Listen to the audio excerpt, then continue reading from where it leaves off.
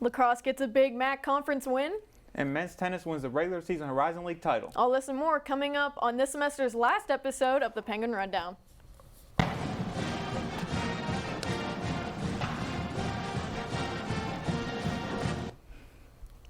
Welcome into the Penguin Rundown, everybody. I'm your host, Katie Rogers-Videla, alongside first-time host Andrew Peterson. I hope he's as excited as I am for you being here.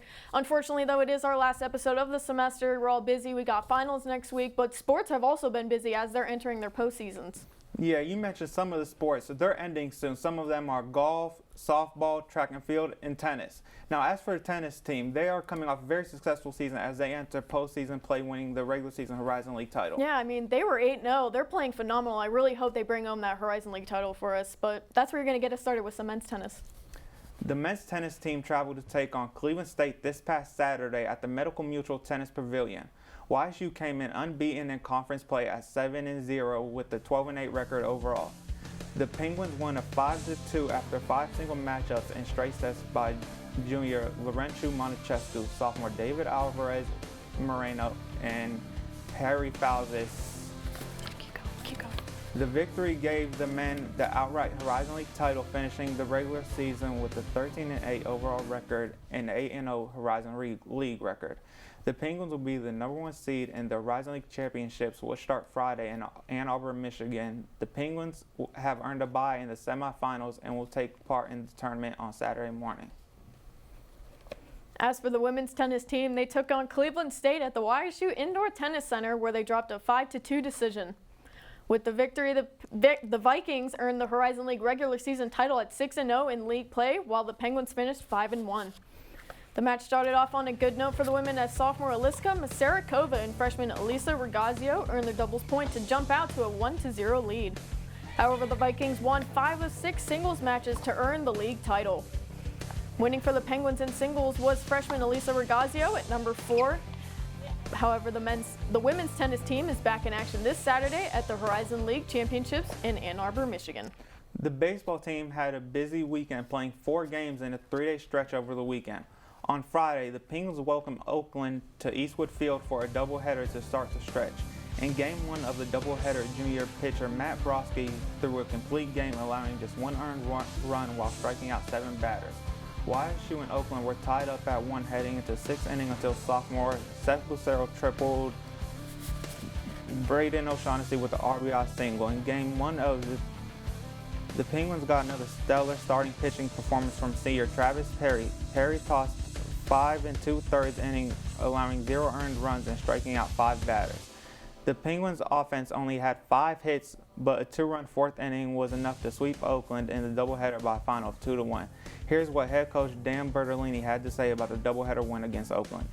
Two great wins. I mean, 2-1 ball game. The prompter. Anytime you can play good baseball, I thought we played great defense. Pitching was outstanding. Got some timely hitting. Really a recipe for success, and I'm just happy we came out on the good side because that was a good baseball game.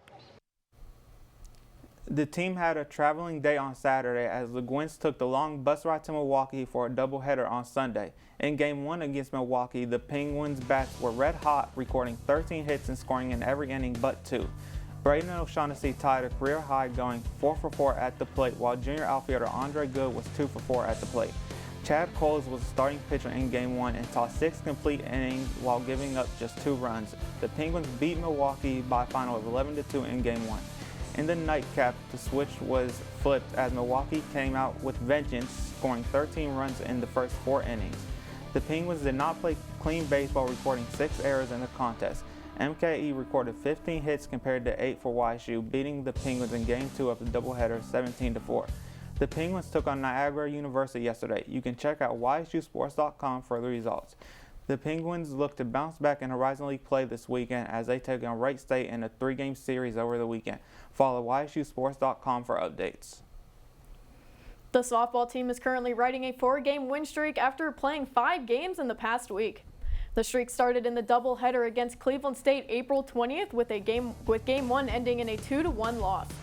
Sophomore Sophie Howell pitched well, only giving up 2 runs on 3 hits. In the second game, fifth year Ellie Buffenbarger struck out 4 in her complete game performance, while junior Megan Turner helped the offense with a 2-run home run in the 3-2 win. The Gwins then returned home to face Green Bay in a 3-game series this past weekend, with Game 1 ending in an electric 9-8 win.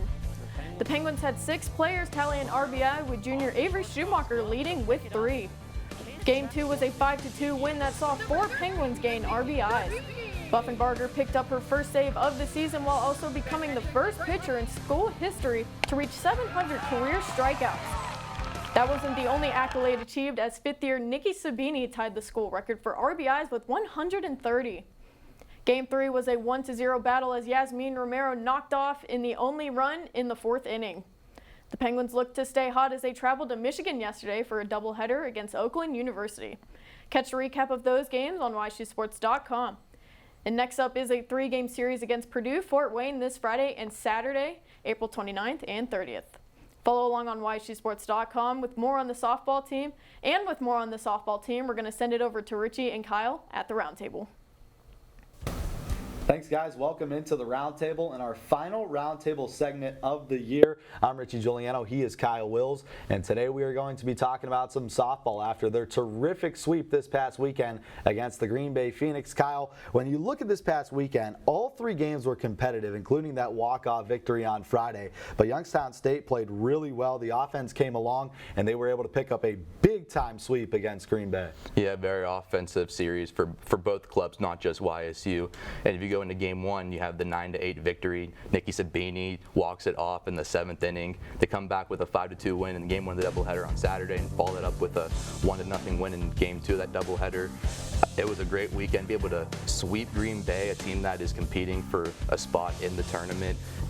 Sabini had her 130th career RBI, which ties the school record, and then you have Ellie Buffenbarger, who came in for the save in Game 1 of the doubleheader. She was able to get her 700 career strikeout and became the first Penguin in program history to achieve that feat.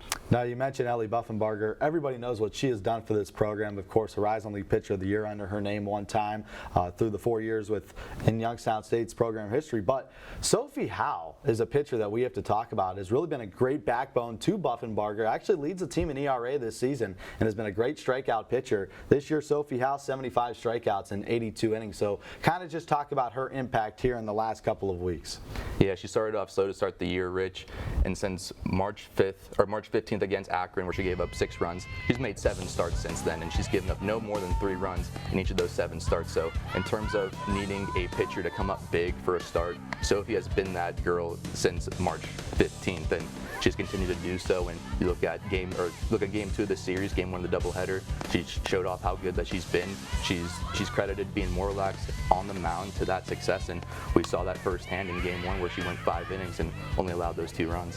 Now, we previewed the runs scored already throughout this weekend. They scored 15 runs in 3 games, which is really impressive, but we talked about Sabini. She had 6 hits, the walk-off, but Avery Schumacher, another offensive player who kind of came along, huge 4 RBIs this weekend, 3 in game number 1, which was half their RBIs. So kind of talk about what she did this weekend as well. Yeah, in terms of collecting hits this weekend, Rich, she wasn't like Nikki where she was, going 3 for 4 or 4 for 5 at the plate or 2 for 3. But in terms of needing clutch hits, she was that person that was doing that. I mean, she had the double in the first game of the series, was able to drive in 3 in that contest, ended up driving in half of the team's RBIs, which was 6 at the time, and 6 of the 9 total runs. And I think she only had like 2 or 3 hits in this series, but in terms of needing a big hit, this club has needed a big hit the last couple of weeks, and to be able to have someone like Schumacher step up and deliver those big hits, it's great for this team to be able to have those big hits. Yeah, talking about that, Yasmin Romero has been a staple in this offense the entire season,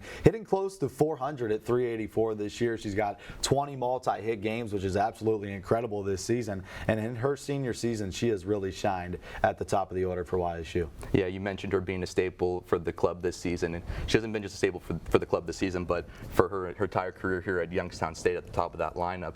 She's leading. She's one of the top people in on-base percentage at the top of the lineup, which is great to have as a leadoff hitter and be able to have your leadoff man on base followed up by Megan Turner, Conchetta Rinaldi, Nikki Sabini, Taylor Truin. It's great to have those players behind her, be able to set up those players and be able to get those runs. So in terms of having a leadoff hitter, someone that is consistently getting on base, I mean, 2 weekends ago, she was able to break the all-time hits record. So just seeing how consistent she's been in her career at Youngstown State, being able to have her at the top of the lineup, it's been huge for this club. Yeah, it has been. Youngstown State now sits at 11-7 in Horizon League play, which is 4th in the conference. They trail Robert Morris, Oakland, and Cleveland State. They took on the Golden Grizzlies yesterday. Now they will face off against Purdue Fort Wayne at their place, and they finished the season against Robert Morris. That could be a Horizon League deciding series against Robert Morris in the final weekend. So what do you think the Penguins have to do to kind of pick up that victory against the Colonials? Well, the last couple of weeks, Rich, the biggest thing for this club has been able to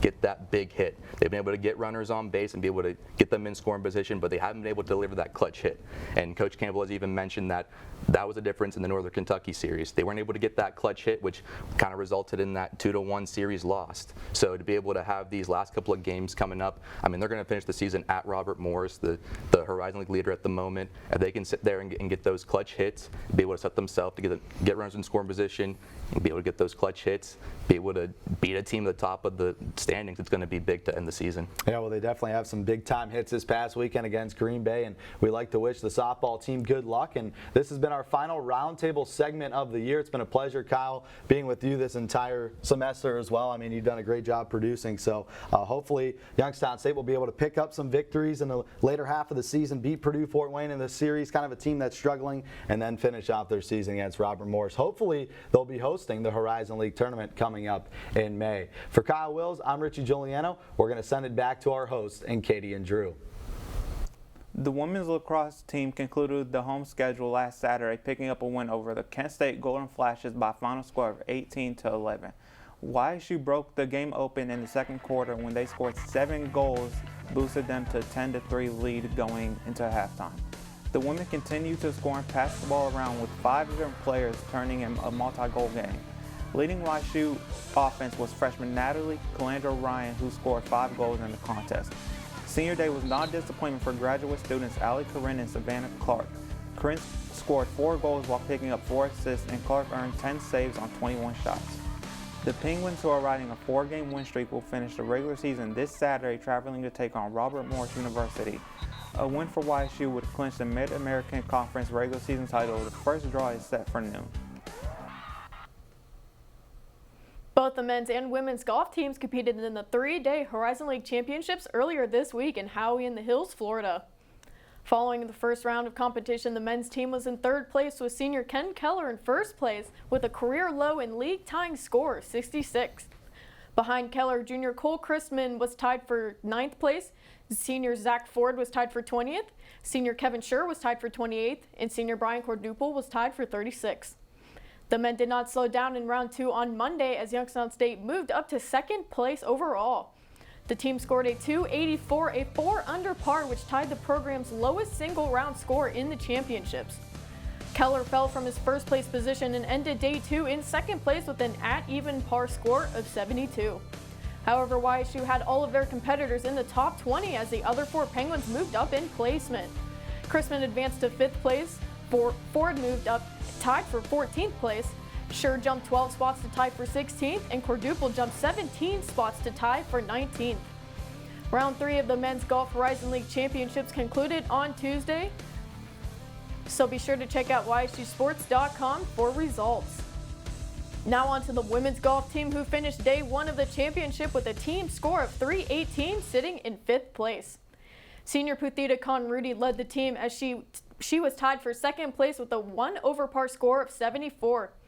Junior Christina Lewis was tied for 22nd. Junior Dana Regula held 29th place, while freshman Lizzie Sauer and sophomore Maddie Smithco both tied for 35th place.